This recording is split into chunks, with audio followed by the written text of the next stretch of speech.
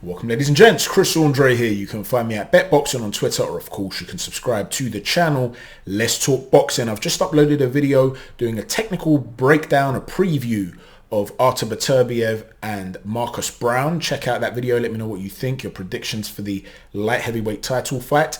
In this particular video, I want to talk about Derek Chisora's challenge of Joseph Parker, the second time this is coming about, the rematch. The first fight I thought was a really good fight. It didn't seem to catch fire in the eyes of many people. I'm not too sure why. Chisora started very quickly. He dropped Joseph Parker early on. Parker got up, got on the back foot. Chisora continued to pressure early on. The second half of the fight belonged to Parker with some really good counter punching and some nice little combinations of counters too. And it depends on what you liked, really. Very close fight. I had Joseph Parker winning 7 rounds to 5 with a knockdown of Chisora. It essentially meant that I had Parker winning by 1 point. So a very, very close fight. That could have gone either way. There were 3 scoops to 4 swing rounds or something like that. Really, really good fight. And they're doing it again. And this time, something has struck me as being very different. In the post-fight review of the first fight, I spoke about the punching technique of Joseph Parker and how, for me, he could have changed that punching technique to make himself a more effective puncher. Because in my humble opinion, he is very heavy-handed by nature, but he's not a puncher because of technique rather than lacking the physical ability. He's also got some great physical attributes. He's got a terrific chin. He's physically strong. And he has only lost to Anthony Joshua and to Dillian Whyte. Now, the Dillian Whyte fight, Whyte was hanging on by a thread in the last round. Had it been another minute left in that round, or maybe a bit more, a couple of minutes, you would suspect Parker would have stopped Dillian Whyte. And against Anthony Joshua, he lost the fight on points. He was never in any trouble. And the referee quite clearly wouldn't let him work on the inside. Every time they were coming inside, the referee was saying, break, break, break. That's not to say he would have won had he been allowed to operate on the inside, but it took away a large part of what would have given him hope. And so the point I'm making here is that when you look at Joseph Parker's career, although he's flattered to deceive on many occasions and many people feel as though he's a bit of an underachiever in some regards, and I understand that. He was billed as this massively hot prospect. It would be between him and AJ to go on to dominate the division, a lot of people were saying. Although he hasn't achieved in that regard, if you look at his defeats, in reality, he could quite easily, quite conceivably, had it been a different day, be undefeated. Now, yes, it's true that he's also had another couple of close fights. The Andy Ruiz fight was close. He got the benefit of the doubt. I did think he won that fight. The Junior Farr fight was another close one. Again, I felt he won that fight. He did get that decision too. And Hughie Fury, which many people felt he lost. I personally also felt he won that fight.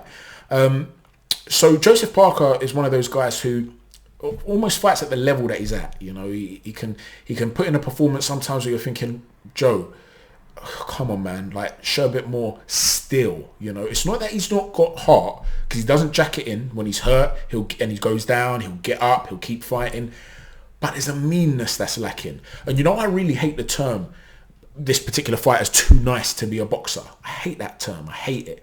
But in this particular case, it does apply. The reason I don't tend to like it is because you get a lot of guys, a lot of fighters who are very nice guys outside of the ring, and then something switches on inside them when they're in the ring. The thing with Joseph Parker, he doesn't seem to have that. In a pre-fight interview ahead of the first fight, he was asked some questions about this, and you could see he would look towards his coach. This was ahead of the Junior Farr fight, actually. He would look towards his manager, rather, and he'd sort of look for answers like, you know, can you take this question for me? He was uncomfortable. Putting him on the spot made him uncomfortable. He doesn't have that alpha male type of personality. He comes across like a very nice guy who just happens to have great physical attributes and happens to be a brilliant boxer. This is not a guy who is out there looking to smash people to pieces. Tyson Fury is, in most people's eyes, the number 1 heavyweight in the world. If you're talking about belts, it is Usyk. He's the unified, right? But in terms of the ranking system and who's most proven and stuff, the majority of people seem to have Tyson Fury as number 1. Well, Joseph Parker sitting there saying, I could never fight Tyson Fury. We're friends now. That, in my opinion, reflects the sort of outlook that he has. Yes, you may be friends. You may have sparred with each other on a couple of occasions. You may have trained with each other. You're training with Andy Lee, who's friends with Tyson Fury. I get that. I understand. But you also fought his cousin. Your mindset should be, as a professional fighter, it's not like you've grown up together. It's not like you're cousins or brothers or childhood friends. You met the guy, what? How long ago? Really? A few years ago. But how long have you really spent together in each other's company? Your aim should be to dethrone Tyson Fury, to dethrone Alexander Usyk. Instead, he almost seems content with having a good career. He wants to be a world champion again. But, if it doesn't happen, it doesn't happen. He's that sort of guy. And he lacks that still, in my opinion, to bite down on that gum shield and say, right, I'm taking this. He's happy to cruise to a particular result. He doesn't bite down on that gum shield and say, I'm taking this victory here today.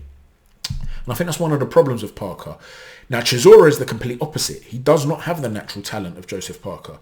He's not as fluid. He doesn't pump out that lovely fluid jab and combinations that Parker's capable of doing.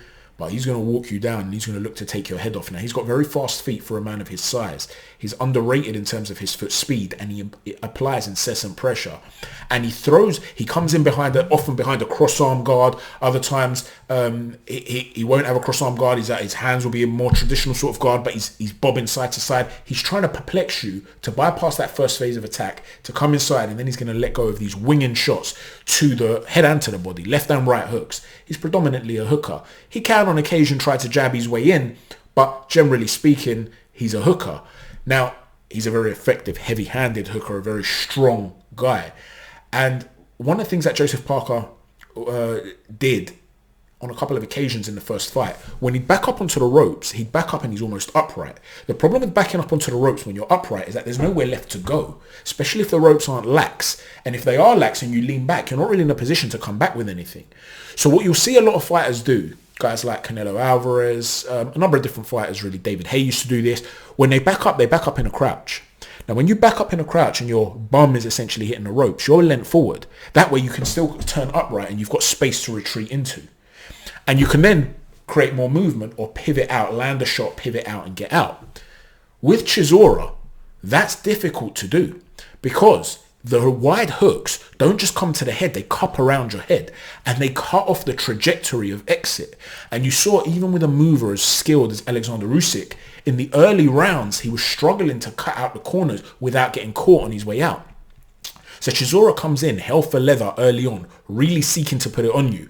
And we've seen him cause hell to Dillian Whyte early on, Usyk, a whole bunch of fighters that he's been in with, because he comes out to put it on you. He's having a street fight. He wants to hurt you from the very first bell. And he dropped Parker in that first round. So Parker, in my humble opinion, has looked at this and he's thought, look, as Chisora tired and I got on the back foot, I was able to land combinations. But on occasion, Joseph Parker let him off the hook. He landed a couple of combinations, 2s and 3s, and Chisora would be affected. Then he'd step off. So what has he done now? He's come in even heavier than Chisora. Chisora's looking slim. He's looking to cut off the ring as quickly as possible. He wants to apply that incessant pressure, but to close the ring quickly to get at the faster-footed Joseph Parker. Parker's done the opposite. He's come in heavy. And he gave an interview, I think it was with Michelle Joy Phelps, and he was talking about certain things he's looked at. And he said, I've looked at the first fight and I was, moving back when I shouldn't have been at times. So we're going to approach it a bit differently. The fact that he's come in heavy and he said that means he's staying to fight. He's going to look to hold his feet and look to get at Chisora. In my humble opinion, that's an error. Because yes, he's very physically strong. And quite frankly, in the clinch, I'm very interested to see if he's able to tie up Chisora and they're wrestling, who will be the stronger man. People don't realize just how physically strong Joseph Parker is. Look at him when he ties up. People don't really move him around. He's a very strong guy naturally. But nonetheless, Chisora is more adept at fighting in a manner that forces the guy backwards. Now, if Parker is able to push Chisora back, something we've never seen anyone do really. We've seen Chisora move backwards when he's tired and he's taking shots to the solar plexus and stuff like that. We've never seen anybody move him back. Chisora can't fight on the back foot. So clearly they're looking at this and they're saying, listen, you've got the physical strength, let's push this guy backwards. If it doesn't work though, and Chisora is the alpha male in the ring, like in the first fight, will the added weight and mass of Joseph Parker enable him to do what brought him success in the second fight? Getting off that back foot, waiting for Chisora to come in low and then landing an uppercut and left hook and these sorts of different combinations past the guard. Get on the back foot and punch. Because one thing you have to remember, if Joseph Parker doesn't get dropped in that first fight, I had him winning the fight 7-5. But, you know, he still won the fight, my point is, whilst getting dropped. If he can avoid getting dropped and replicate what he did in the second part of the fight, but do it a little bit earlier, now that he knows what to expect, he's able to make the early rounds competitive, then he would really fancy himself on points. Instead, they've changed the entire game plan and they're clearly going to hoping to hurt Derek Chisora. Whereas Chisora, you know what you're going to get. There's only one way this guy can fight. He's moved back to Cold War, by the way. He's moved away from David Haye. Let me know if you think that's going to be significant. I thought he did really well with Haye. Perhaps he's going to carry on what he learned from that, though, in terms of getting into shape and stuff. He does look in terrific shape. Maybe the dedication that Derek Chisora has in this Indian summer of a career of his in many regards, because although he's not necessarily winning the fights, they're fights he could be winning. They're being decided on the details. We're seeing Derek Chisora looking brilliant in points at what he does, right? We know that he's a crude pressure fighter and he's very, very difficult to deal with in that regard. So you know what you're going to get from him. We're not going to see anything new from Chisora. The question is, does Joseph Parker's alternative approach, that's what we're seeming to see here based on the way he's come in and the things he said in terms of his mass and in terms of tactics, is this going to work for Joseph Parker? I'm going to lean towards Joseph Parker to win this fight. I think he's a more talented guy. I think in terms of physicality, there's not as big of a difference as most people assume. But I am wondering whether Joseph Parker has the meanness to be able to instill this sort of approach against a man like Chisora and maintain it without falling into the habit of wanting to get on the back foot and pump that jab and throw combinations. If he does do that, if he does revert to what he does so well, does his new body, so to speak, his new construct, allow him to be able to do that at maximum level? And if not, and the first fight was so close, well, then you're going to have to start to lean towards Derek Chisora. This is a real pick'em. I believe Joseph Parker will do it. But listen, it's one of those that's up in the air, and that's what makes it so exciting. Let me know what you think. Thanks for watching, everybody. Chat to you soon. Take care. God bless.